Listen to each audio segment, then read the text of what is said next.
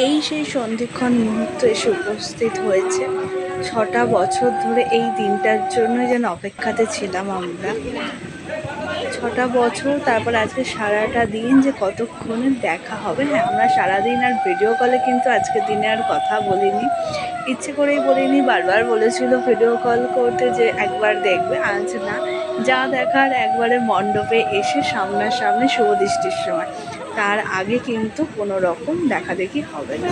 তো সেই মুহূর্ত এসে দাঁড়িয়েছে। এখন আমাদের যেটা চলছে সেটা হলো 7 পাক ঘোরা। এখানে সব দাদারা আর আমার এক বন্ধু মিলে আমাকে পিড়ি করে নিয়ে 7 পাক ঘোরাচ্ছে। আর এদের মধ্যে কাউন্টিং নিয়ে লেগে গেছে, যে কাউন্টিং ঠিকঠাক হচ্ছে না ভুল হচ্ছে সেই নিয়ে। চলো 7 পাক ঘোরা কমপ্লিট হোক। আর আমি তো মনে মনে খুবই এক্সাইটেড, আর ও খুব এক্সাইটেড। তো ওর কথা আর কি বলবো, আমি নিজের কথাই বলে যাচ্ছি। তো চলো।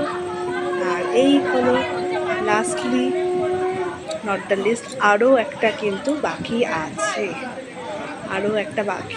এবং তারপরেই সেই মুহূর্তটা এসে উপস্থিত হতে চলেছে, যেটার জন্য আমরা 6 বছর ধরে অপেক্ষা করেছিলাম।